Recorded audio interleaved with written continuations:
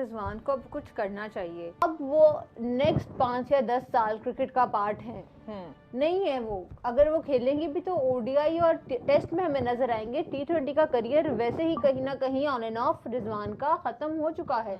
जब तक खेलते रहेंगे तो कुछ ना कुछ सीखते रहेंगे, इम्प्रूव करते रहेंगे, मगर सिर्फ यही की चीज है कि या तो विन है या तो लर्न है। क्या बोला तूने? इनसे ना हो पाएगा।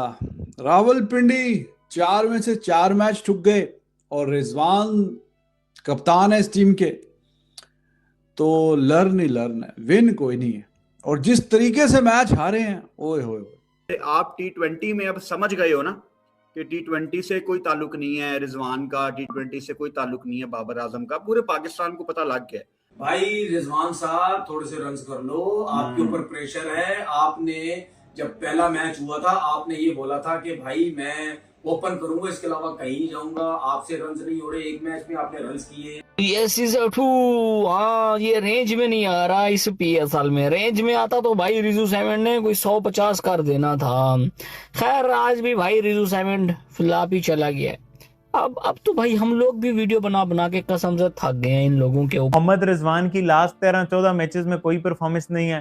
क्लियर नजर आ रहा है टीम पे बोझ है, बट ड्रॉप नहीं होगा, रिटायरमेंट नहीं लेगा। सेम केस आप देख लें बाबर आजम का, मतलब कि इन लोगों को ना ड्रॉप ही किया जाता है। और ये बाबर रिजवान का कसूर नहीं है, ये वसीम अकरम वकार यूनुस के टाइम से लेगेसी चली जाती है। रिजवान को स्कोर करने हैं और जल्दी से स्कोर करने हैं। आज आगाज उनका स्पिन के अगेंस्ट अच्छा था, मगर फिर अरफात जो हैं उन्होंने उनको लेग बिफोर कर दिया। पिछले जो 13 मैचेस हैं रिजवान भाई के एज कैप्टन इन PSL, वो सिर्फ एक मैच जीते हैं, 12 मैच हारे हैं।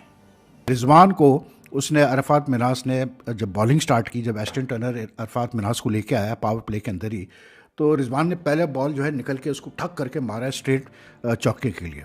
अच्छा, अरफात मिनास भी मतलब Orthodox left arm spinner, cunning type of bowler, उसने अगली गेंद थोड़ी सी पीछे खींची और उसको स्किट कराया। रावलपिंडीज के कप्तान मोहम्मद रिजवान जो बड़े सीजन कैंपेनर हैं, उनसे बड़ी तवक्कुआत वाबस्ता थी, लेकिन अब तक 4 मैचों में रिजवान ने 83 रन बनाए हैं और आज भी वो जल्दी आउट हुए। आज भी वो 19 ही रन बना सके। मतलब सैम बिलिंग है वो रन कर रहा है, डेरिल मिचेल है वो रन कर रहा है, तुमसे रन नहीं हो रहे। वजह क्या है? तुम्हारा मसला क्या चल रहा है? तुम अपने आप को बाहर नहीं बिठा सकते एक मैच के लिए? बाहर बैठ के तत्तो बजे वही तत्तो बजे तालियां वालियां बजा लो बैठ के। ड्रामेबाजी पूरी है, पूरी ट्राइयां मान ली है तुमने तो। मुस्तकिल 5 के 5 मैच में मतलब लानत बरसी है तुम्हारी क्रिकेट के ऊपर। बहती हवा सा था वो, PSL का घंटा था वो, और मेरा रिजू डांसर, रिजू दी डांसर, मौलवी दी एक्टर। मैं तो सबसे पहले ये बात करना चाह रहा हूँ, भाई रिजवान साहब थोड़े से रन्स कर लो, आपके ऊपर प्रेशर है। आपने जब पहला मैच हुआ था आपने ये बोला था कि भाई मैं ओपन करूंगा, इसके अलावा कहीं नहीं जाऊंगा। आपसे रन्स नहीं हो रहे, एक मैच में आपने रन्स किए। यासिर खान ने एक मैच में रन्स किए, सैम बिलिंग ने आज रन्स किए, फॉरेस्टर ने पिछले मैच में रन्स किए, आज भी उसने बेहतर जो है वो बैटिंग की। डेरिल मिचेल बिल्कुल जो है वो आउट ऑफ फॉर्म में है, ठीक है। उसके बाद अब्दुल्ला अफजाल जो बच्चा, उसको आज आपने चौथे नंबर पे बैटिंग करा दी।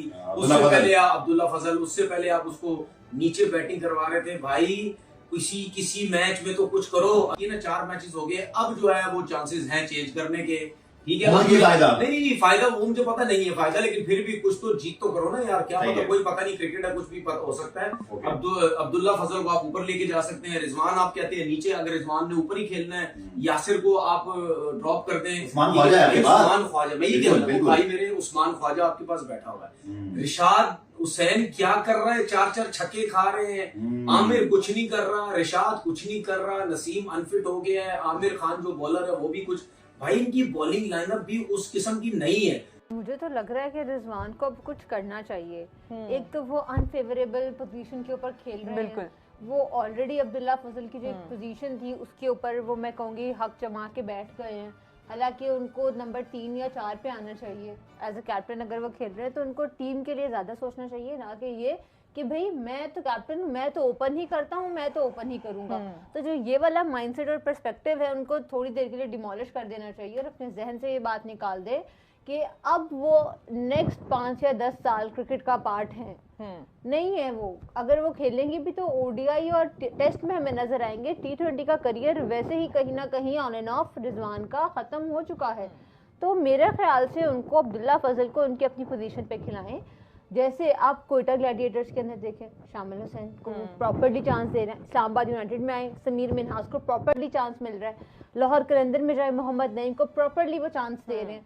तो जब आपके पास ऐसा टैलेंट है जो एक मंझा हुआ है जिसने अपना नाम कर सकते हैं, आप उसे प्रॉपर्ली यूटिलाइज क्यों नहीं कर रहे हैं? अबे मतलब सैम बिलिंग है वो रन कर रहा है, डेरिल मिचेल है वो रन कर रहा है, तुमसे रन नहीं हो रहे, वजह क्या है? तुम्हारा मसला क्या चल रहा है? तुम अपने आप को बाहर नहीं बिठा सकते एक मैच के लिए? बाहर बैठ के तत्तो बजे तालियां वालियां बजा लो बैठ के, ड्रामेबाजी पूरी है। मतलब क्रीज पे आते हो, यूं भी कर लूं, यूं भी कर लूं, यूं भी हो जाऊं, यूं भी कर लूं, अच्छे वाले जूते भी पहन लूं, टी शर्ट भी टाइट वाली, पजामा भी टाइट वाला, बगैर लिपस्टिक के। किसी ने कह दिया लिपस्टिक से जो है इसके रस नहीं आते, तो चलो भाई ठीक है, इसको मैं अब बगैर लिपस्टिक के खेल लेता हूँ। तो तुमने तो अब पूरी ट्राइयां मान ली हैं, तुमने तो मुस्तकिल 5 के 5 मैच में मतलब लानत बरसी है तुम्हारी क्रिकेट के ऊपर।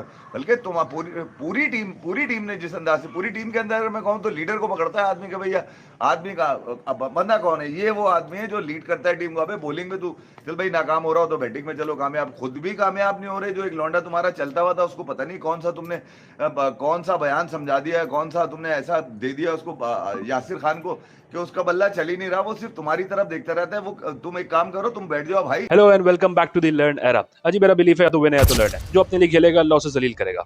और ये कहने की देर थी कि मेरे रिजू साइमंड्स की ऐसी की तैसी हुई है कि खुदा ने वो दिखाया असली में कि भाई अपने लिए खेल रहे हो तो बैक टू बैक जिल्लत मिलती चली गई, मैच हारते चले गए, कहीं पे मैच जिता नहीं पा रहे, चाहे फ्रेंचाइज क्रिकेट हो, पाकिस्तान क्रिकेट हो, परफॉर्मेंसेज उनकी हो नहीं रही हैं, पर फिर भी इतनी सी शर्म नहीं आ रही है कि कहते हैं कि भाई मैं टीम छोड़ रहा हूँ।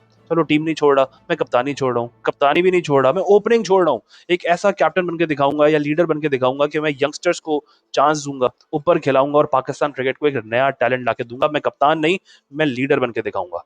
लेकिन जब नियत ना हो ये करने की, क्योंकि आपने कहा ना जो अपने लिए खेलेगा अल्लाह उसे ज़लील करेगा, तो अल्लाह ने दिखा दिया भाई कि तुम्हारी नियत क्या है, तुम्हारी सोच क्या है, तुम्हारी काबिलियत नहीं है, स्किल्स तुम्हारी लिमिटेड है, नीचे चले गए तो खेल नहीं पाओगे। खैर वो खेल तो ऊपर भी नहीं पा रहे, लेकिन अगर और नीचे चले गए तो जो बचे कुछ रन आ रहे होते हैं, किसी के शेडो में छुप के परफॉर्म कर लेते हो ना, वो भी नहीं हो पाएगा। रिजवान की सबसे बड़ी कामयाबी यही है कि अगर कोई दूसरा बंदा वहां पे खड़े होकर रन बना ले या ऊपर से एक अच्छा स्टार्ट दे दे, तो फिर ये छुप के अपने रन्स कर लेते हैं। चाहे ओडीआई फॉर्मेट हो, चाहे टी20 फॉर्मेट हो, किसी भी फॉर्मेट में आप रिजवान को खिला लें, दूसरा बंदा परफॉर्म करेगा तो रिजवान खेल जाएंगे। यही कहानी मुल्तान सुल्तान में होती थी कि यासिर खान ऊपर से तेज खेल दे, या फिर उस्मान खान नंबर 3 पे आके सेंचुरियां मार दे, या कोई भी ओवरसीज प्लेयर्स आकर वहां पे परफॉर्म कर दे, तो रिजवान साहब जल्दी जल्दी अपने 30-40 जो है ना छुपके से बनाते थे और लोग कहते थे जी रिजवान ने परफॉर्म कर दिया, रिजवान ने रन कर दिए, बैक टू बैक परफॉर्मेंसेज वो दे रहा है।